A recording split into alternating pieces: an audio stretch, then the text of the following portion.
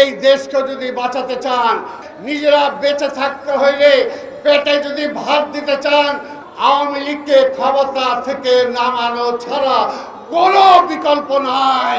আসুন জনগণকে বলি, সবাই একসাথে নেমে আসেন, এই জুলুমবাজ সরকারের হাত থেকে এই দেশটাকে রক্ষা করি, গণতন্ত্রটাকে রক্ষা করি, ভোটের অধিকার রক্ষা করি। সেই আন্দোলনে নেতৃত্ব দিচ্ছে আমাদের নেতা বিএনপির আজকের ভারপ্রাপ্ত চেয়ারম্যান দেশনায়ক তারেক রহমান। তাই তারেক রহমানকেও তারা আজকে মেরে ফেলতে চায়। বলে আসো না কেন, দেশে আসো। আজকে বলতে চাই, এর আগেও বলেছি, আজকের প্রধানমন্ত্রী আপনার বাবাকে যখন হত্যা করেছিল, আপনি কেন দেশে আসেন না? আপনার তো পাসপোর্ট ছিল, আপনার তো পাসপোর্ট ছিল, আপনি কেন দেশে আসেন না? তারেক রহমানের তো পাসপোর্টটাও কাইরা দিচ্ছেন,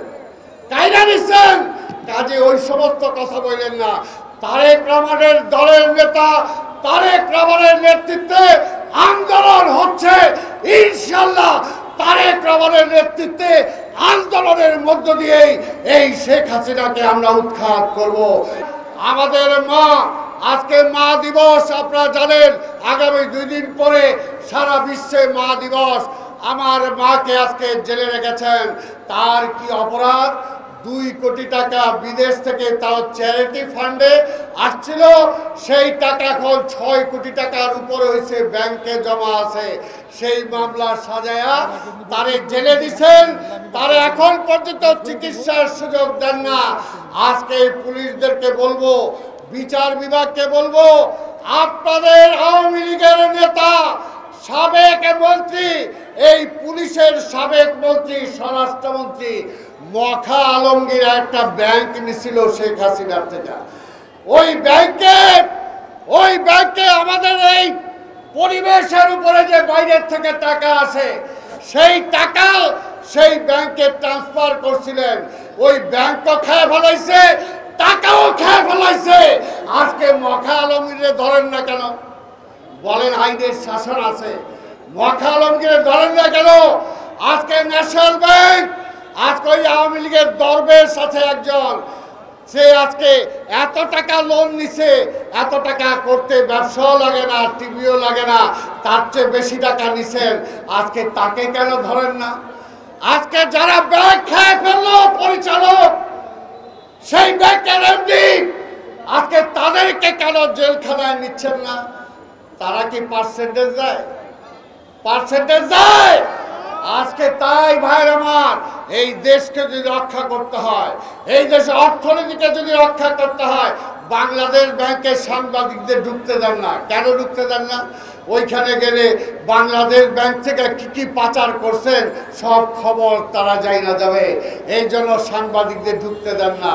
তাই ভাইয়ের আমার, আমি আর বক্তব্য দীর্ঘায়িত না করে আপনাদেরকে বলবো, এই দেশকে যদি বাঁচাতে চান, এই যে রিকশাওয়ালা ভাইরা আছেন, গরিব মানুষরা আছেন, ছোট ছোট ব্যবসায়ীরা আছেন, নিজেরা বেঁচে থাকতে হইলে পেটে যদি ভাত দিতে চান, পরনে যদি কাপড় রাখতে চান, এবং আপনার ধর্মকর্ম যদি ঠিক মতো করতে চান, আওয়ামী লীগকে ক্ষমতা থেকে নামানো ছাড়া কোনো বিকল্প নাই। তাই সেটার জন্য বিএনপি, ছাত্রদল, যুবদল, স্বেচ্ছাসেবক দল, কৃষক দল, শ্রমিক দল, ওলামা দল সহ আমাদের যত অঙ্গ সংগঠন আছে, সবাই মিলে আমাদের অসংখ্য নেতা কর্মী আজকে গুম হয়েছে, হত্যা হয়েছে, এখনো রক্ত দেওয়ার জন্য প্রস্তুত, এখনো কোর্টে হাজির হয় জেলখানায় যাওয়ার জন্য। তাই বিএনপি আপনাদের সাথে আছে। আসুন জনগণকে বলি, সবাই একসাথে নেমে আসেন, এই জুলুমবাজ সরকারের হাত থেকে এই দেশটাকে রক্ষা করি, গণতন্ত্রটাকে রক্ষা করি, ভোটের অধিকার রক্ষা করি। সেই আন্দোলনে নেতৃত্ব দিচ্ছে আমাদের নেতা বিএনপির আজকের ভারপ্রাপ্ত চেয়ারম্যান দেশনায়ক তারেক রহমান। তাই তারেক রহমানকেও তারা আজকে মেরে ফেলতে চায়। বলে আসো না কেন, দেশে আসো। আজকে বলতে চাই, এর আগেও বলেছি, আজকের প্রধানমন্ত্রী আপনার বাবাকে যখন হত্যা করেছিল, আপনি কেন দেশে আসেন না? আপনার তো পাসপোর্ট ছিল, আপনার তো পাসপোর্ট ছিল, আপনি কেন দেশে আসেন নাই? তারেক রহমানের তো পাসপোর্টটাও কাইরা দিছেন, কাজে ওই সমস্ত কথা বললেন না।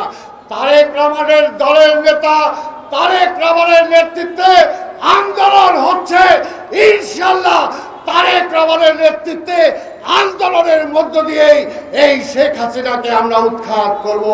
এই কথা বলেই আপনাদের সবাইকে ধন্যবাদ জানিয়ে আজকে যারা এই প্রচন্ড গরম তারপর আমাকে উপেক্ষা করেও দীর্ঘক্ষণ আজকের এই মিছিলে শরীর হওয়ার জন্য অংশগ্রহণ করেছেন, আপনাদের ধন্যবাদ জানাই।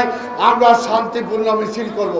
মিছিলের কথা বললেই আওয়ামী লীগ ভয় পায়, পুলিশও ভয় পাওয়া যায়। আরে ভাই, আমরা ঢিল ছুড়ি না, আমরা ককটেল ছুড়ি না, ওইটা ছুড়ে আওয়ামী লীগ। তাই আমরা শান্তিপূর্ণ মিছিল করব। আপনাদের সবাইকে ধন্যবাদ জানিয়ে আমার বক্তব্য শেষ করছি। খোদা হাফেজ।